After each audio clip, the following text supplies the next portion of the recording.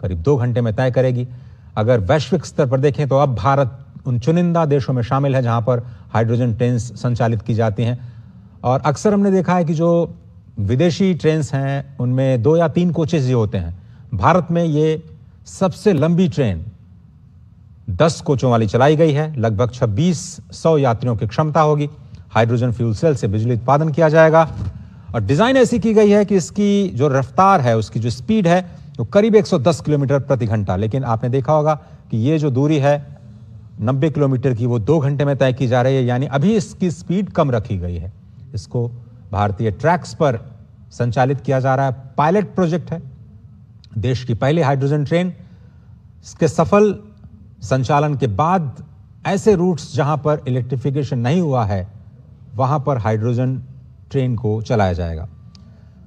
होगा इससे यह कि जो डीजल पर निर्भरता है, और अभी बहुत बड़ा शेयर नहीं है डीजल ट्रेन्स का हमारे देश में, उसको रिप्लेस करने में मदद मिलेगी, कार्बन उत्सर्जन घटेगा। और भारतीय रेलवे ने 2070 से बहुत पहले नेट जीरो का जो लक्ष्य रखा है, उस दिशा में भारत को अब मिल चुका है अपना खुद का मेक इन इंडिया, आत्मनिर्भर भारत को मजबूती प्रदान करने वाला एक ऐसा तंत्र जिसे अब आप जानेंगे हाइड्रोजन ट्रेन के तौर पर। और आज भारत उन चुनिंदा विकसित देशों की कड़ी में शामिल हो चुका है जहां पर अत्याधुनिक सुरक्षा प्रणालियों के साथ इस नई नमो ग्रीन ट्रेन का संचालन किया जाएगा।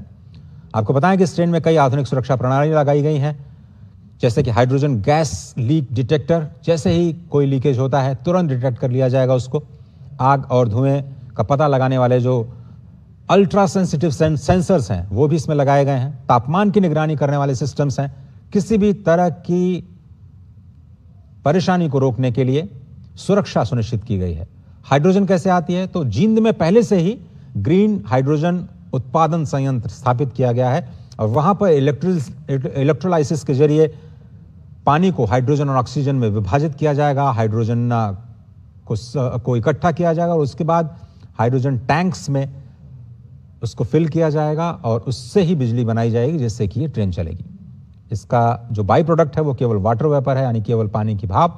प्रदूषण बिल्कुल नहीं, जीरो प्रदूषण। ट्रेन में बड़े बड़े हाइड्रोजन टैंक्स, जिनकी तस्वीरें हमने आपको दिखाई। प्रधानमंत्री नरेंद्र मोदी ने इस देश में ग्रीन हाइड्रोजन मिशन की शुरुआत की और उसी के तहत ये हाइड्रोजन पावर्ड ट्रेन आज देश में संचालित की जा रही है। और वर्षों के अनुसंधान, परीक्षण और भारतीय रेलवे के स्वदेशी विकास यानी मेक इन इंडिया का यह परिणाम। इसका उद्देश्य डीजल ट्रेन की तरह जगह एक स्वच्छ, कम प्रदूषण वाला विकल्प विकसित करना है। और इस ट्रेन के मानक जो है वो research design and standard organisation RSDO ने तय किए। ट्रेन का निर्माण चेन्नई के इंटीग्रल कोच फैक्ट्री में किया गया और भारत में ही इसे डिजाइन किया गया, भारत में ही विकसित किया गया और यह कंप्लीटली इंडिजिनियस परियोजना के तौर पर हमारे सामने है। तो आज का दिन बहुत ही ऐतिहासिक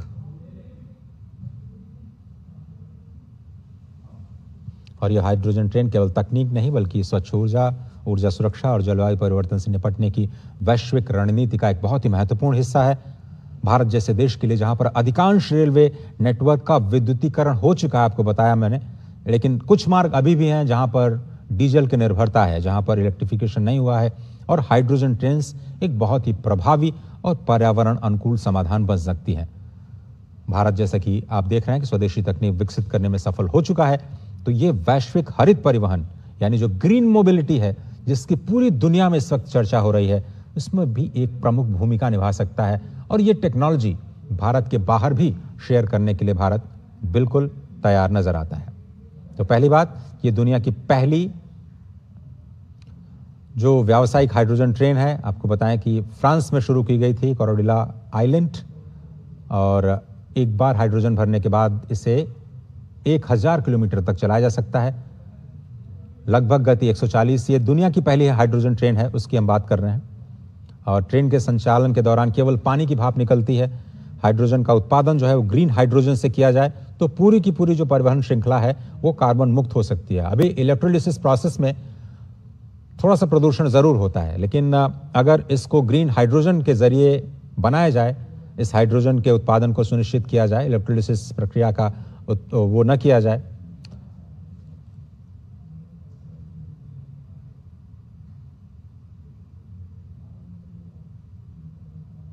तो ये भारत की जो तकनीक है अपने आप में एक जबरदस्त उदाहरण नमो ग्रीन रेल का।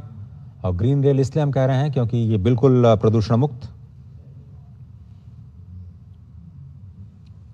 बार बार हम आपको ये समझा रहे हैं कि जो शून्य कार्बन उत्सर्जन है, केवल जल वाष्प निकलता है, वही इसकी सबसे बड़ी खासियत है।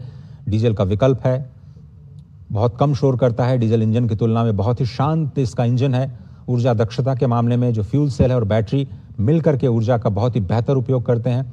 ब्रेकिंग ऊर्जा जो है उसका फिर से उपयोग किया जाता है, यानी रीजनरेटिव ब्रेकिंग से इसकी बैटरी को चार्ज किया जाता है और तेज रिफ्यूलिंग होती है। बैटरी चार्ज करने की तुलना में हाइड्रोजन फिल करने में बहुत कम समय लगता है। लंबी दूरी के लिए बहुत ही उपयुक्त है, जहां पर विद्युतीकरण व्यावहारिक नहीं है। मिसाल के तौर पर नॉर्थ ईस्ट की बात करें, जहां पर इलेक्ट्रिफिकेशन ट्रेन रूट्स का थोड़ा सा मुश्किल है, वहां पर इस तकनीक का इस्तेमाल किया जा सकता है।